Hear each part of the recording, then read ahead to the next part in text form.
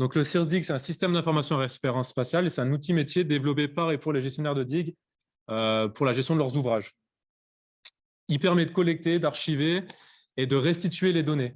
Donc là, nous, là, sur la facette qu'on va prendre sur ce petit quart d'heure, c'est on a collecté la donnée et cette donnée, on a pu en parler déjà tout à l'heure un petit peu, mais comment on va l'utiliser pour réduire les temps de crue, réduire pas les temps de crue, les temps d'intervention en crue, favoriser la cartographie qui est autour de tout ça, etc.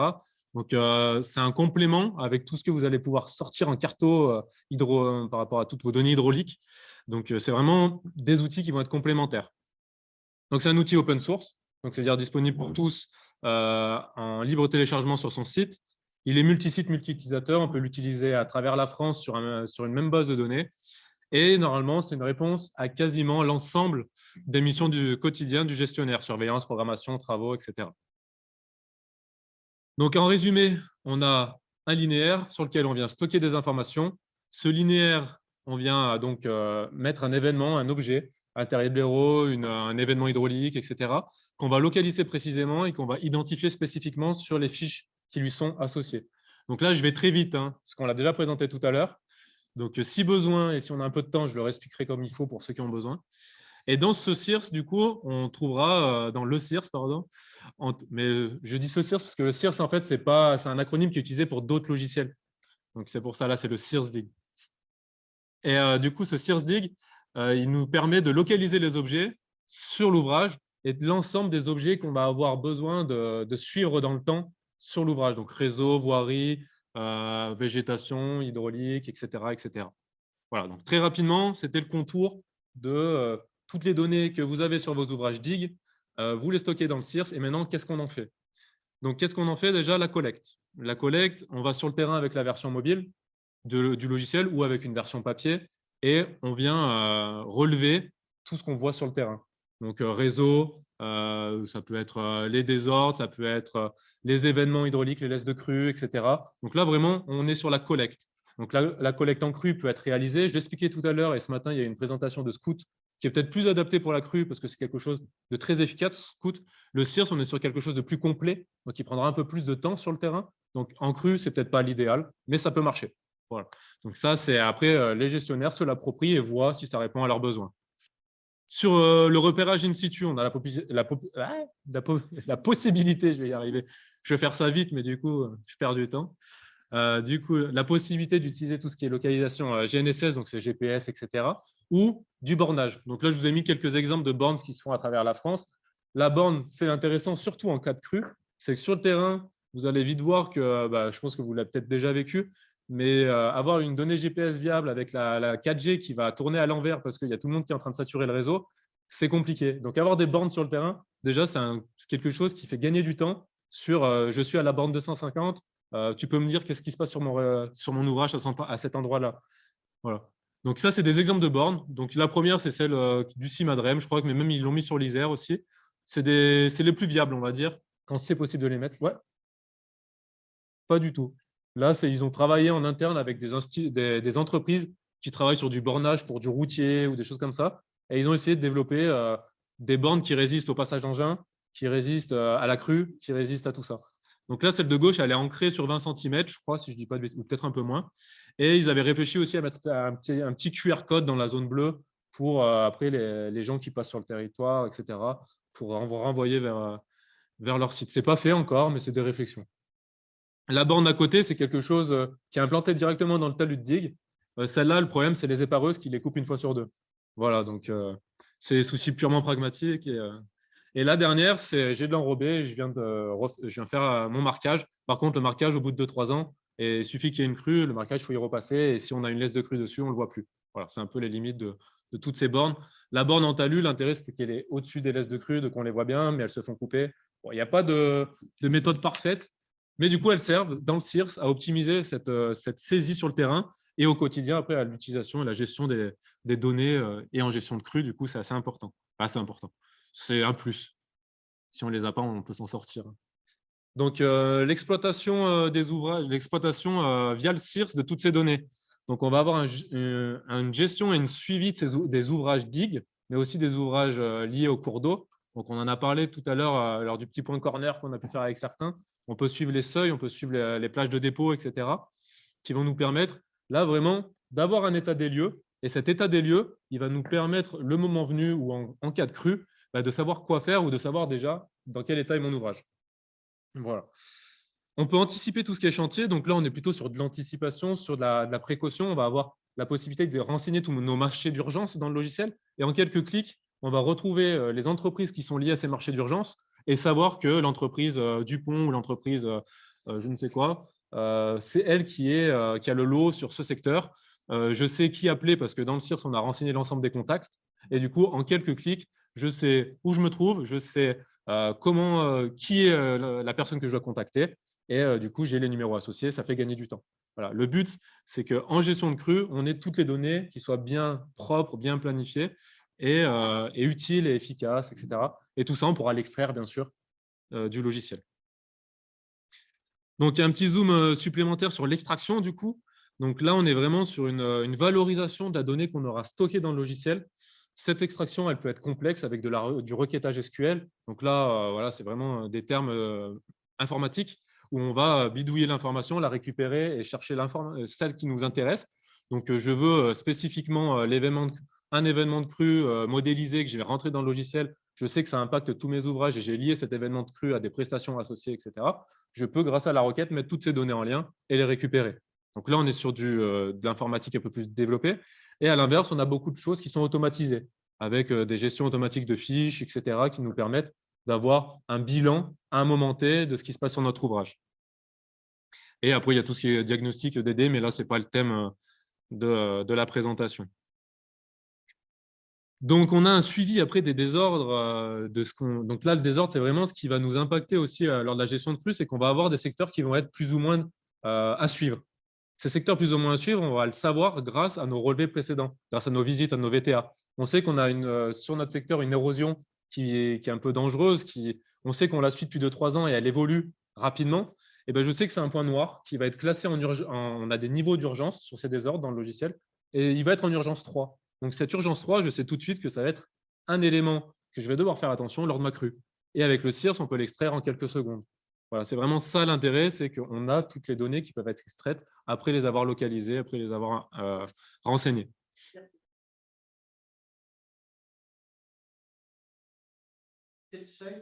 C'est ça. Alors, il n'y aura pas d'avertissement direct. C'est à nous d'aller produire l'information. On a un petit bouton qui nous permet d'extraire les données en fonction des niveaux d'urgence. Et donc là, dès qu'on a fait rentrer les nouvelles données, on va faire cette extraction. Et là, on a l'extraction avec nos urgences de type 3 qui vont nous dire, là, j'en ai 4 sur ce secteur. Donc, soit je vais les traiter, soit si je sais que la semaine prochaine, dans 2 jours, là, j'ai la crue qui arrive parce qu'on m'annonce des orages de folie, et ben, je sais que c'est des secteurs qu'il va falloir faire attention. Voilà. Et le but, c'est là, sur la gestion de crues, c'est vraiment de sectoriser les endroits d'intervention, mais à moyen terme ou à long terme, c'est aussi de venir intervenir après et de les corriger. Voilà.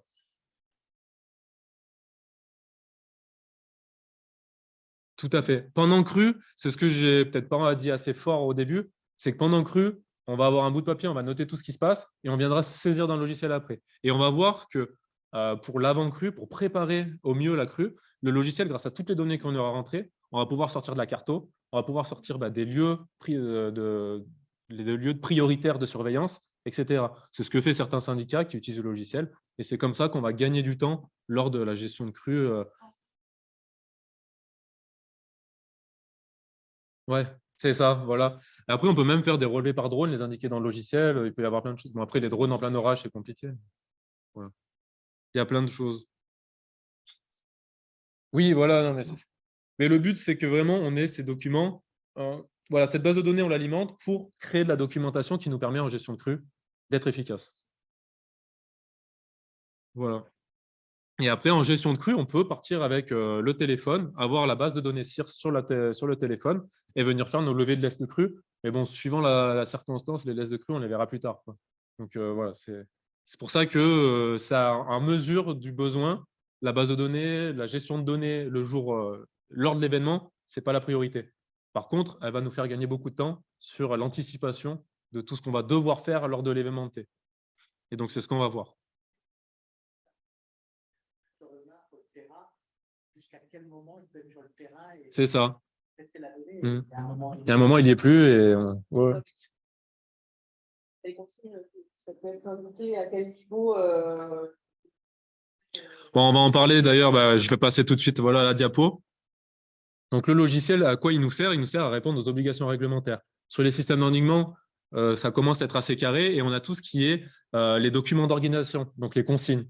Et les consignes, elles vont être issues. Donc là, pour expliquer rapidement les flèches, les couleurs, parce qu'à première vue, oh, c'est mignon, mais il faut comprendre un peu le principe.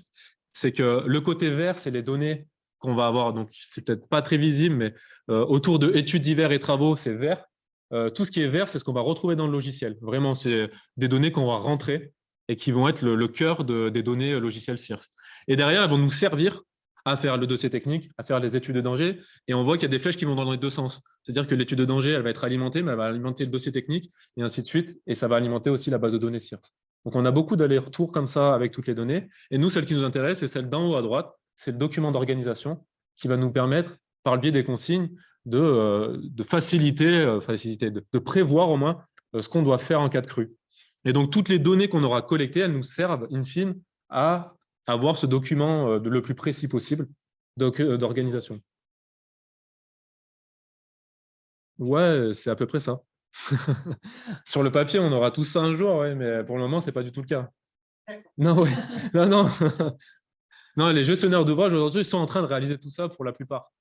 Sauf ceux qui sont là depuis longtemps et qui ont réussi à finir leur classement A et B. Mais là, sur le torrentiel, c'est souvent des systèmes d'autorisation de classe C. Donc là, les systèmes d'autorisation de classe C, il n'y en a pas encore beaucoup qui sont passés dans les mains des services instructeurs. Donc il n'y en a pas encore beaucoup qui ont tout ça. Voilà. Mais à terme, le but de la réglementation, c'est que tous les ouvrages aient ces documents, dont le document d'organisation, qui est vraiment l'outil de la gestion de crue. Voilà. Et la gestion d'ouvrages en crue. Voilà. Et donc, un peu là, les outils qui vont être permis pour anticiper la gestion de crue. Donc, ça, voilà, on a commencé à l'aborder. Là, on est sur des données qui viennent du SIMBI, donc sur l'ISER. Donc, eux, c'est sur une cinétique un peu plus longue, mais ils vont l'adapter progressivement à leur gestion torrentielle, parce qu'ils ont aussi beaucoup de cours d'eau torrentielle. Donc, sur la base de données CIRS, ils intègrent tout un tas d'informations. Donc, les données hydrauliques, donc les mesures d'eau, ils vont indiquer les mesures de hauteur de crête, etc. Et grâce à ça, ils vont pouvoir déterminer des hauteurs de charge et de revanche sur leurs ouvrages. Et grâce à cette hauteur de charge et revanche, donc c'est les niveaux, on va dire, pour faire simple, entre la différence de l'eau, la différence du pied de digue côté terre, donc côté zone protégée. Et cette différence, tout dépend des types d'ouvrages, elle est plus ou moins tolérée. Donc, si c'est des vieux ouvrages, etc., s'ils sont prévus pour. Donc, eux, grâce à ça, ils sortent ces données du CIR, ça leur fait des linéaires par rapport à des charges, par rapport à des niveaux d'eau. Et ils ont après une cartographie. Donc, en orange, c'est les zones à surveiller en version renforcée. Donc là, jusqu'à un certain niveau d'eau, ils vont aller sur le terrain, vérifier ces ouvrages pour voir où en est la côte, parce qu'ils savent que c'est là où c'est limite. Et ainsi de suite. Ils vont pouvoir identifier aussi, là on voit qu'il y a les vannes qui sont indiquées, les bornes, les ponts. Tout ce qui est vannes, bornes, ponts, c'est des infos qu'on a localisées dans le logiciel auparavant, mais qui sont essentielles en gestion de crue. Voilà.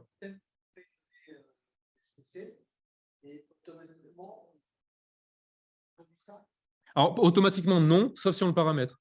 Parce que le logiciel, il est vraiment libre. C'est-à-dire que de base, c'est une base de données. Cette base de données, on vient y rentrer de la donnée. Et une fois que cette base de données elle est saisie, on peut faire du requêtage, on peut faire des gestions de rapports automatisés. Et ça nous de les produire.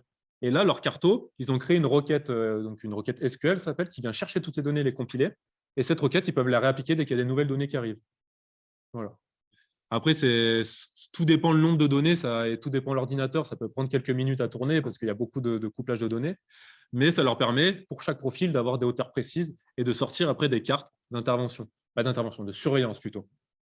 Et à terme, ils auraient aimé aussi pouvoir, je crois qu'ils l'ont fait, mais je n'avais pas les infos, c'est faire tout ce qui est voie d'accès. D'ailleurs, je crois que j'en parle juste après. Ouais. Voilà.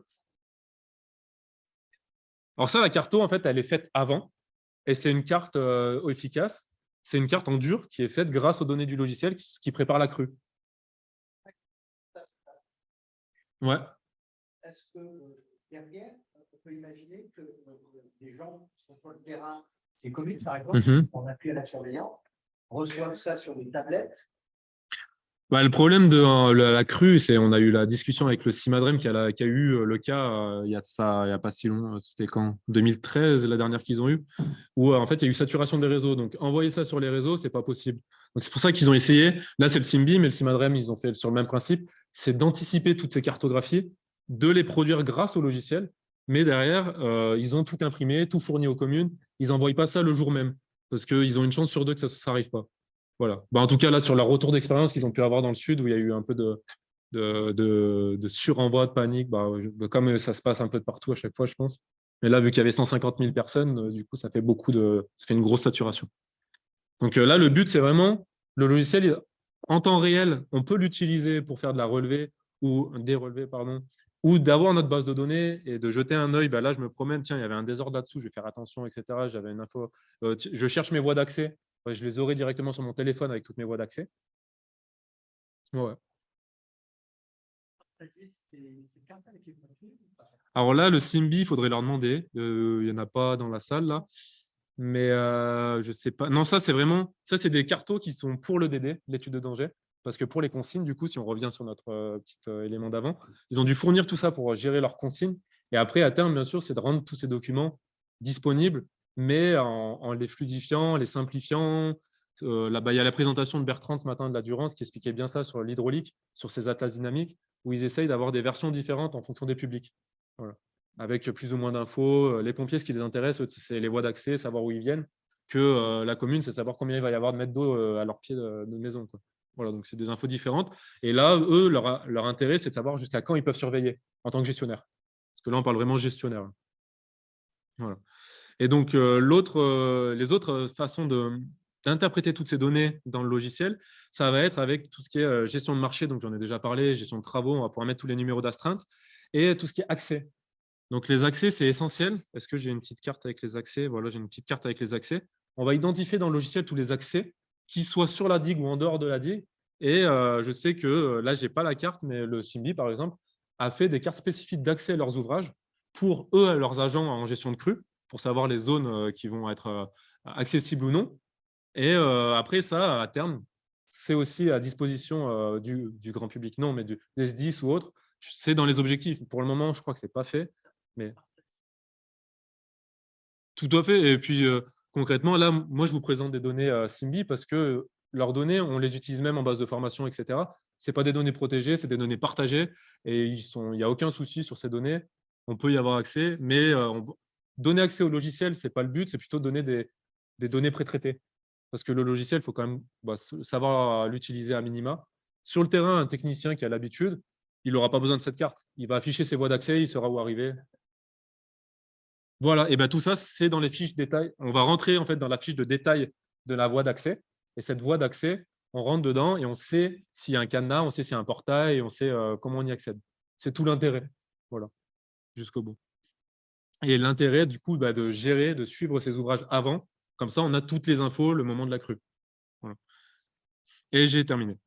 Voilà. Et c'est juste, j'ai oublié, mais il y a la gestion aussi sur le logiciel qu'on peut faire qui peut être très utile. Ah, c'est pas une histoire. Ouais.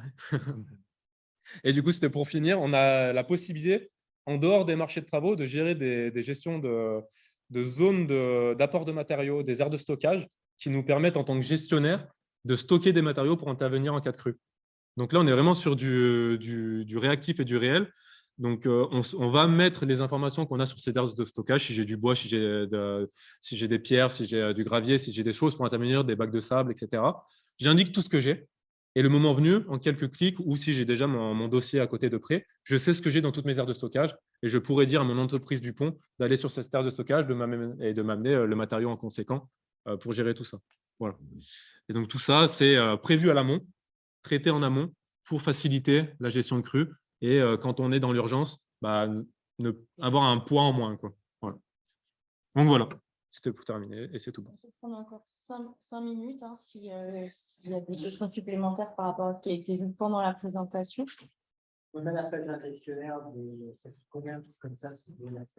C'est gratuit, c'est open source. Je l'ai dit rapidement au départ. C'est un logiciel qui a été développé par l'association et par les gestionnaires et financé par l'État et un FEDER. Donc, le FEDER avait imposé l'open source. Donc, l'open source, c'est d'accès libre, mais ça ne veut pas dire forcément gratuit parce que nous, on a une maintenance de 22 000 € ou quelque chose comme ça chaque année pour garantir que l'outil soit pérenne. Voilà. Donc, nous, il nous coûte de l'argent, mais par contre, l'outil est disponible pour tous et sans restriction. Voilà. Je ne me suis pas détaillé sur tout ce qui est chiffrage, coût, etc. Mais ça, après, s'il y a besoin d'en parler, on en reparle. Mais il est disponible sur son site, il suffit de le télécharger, vous l'avez et vous l'utilisez.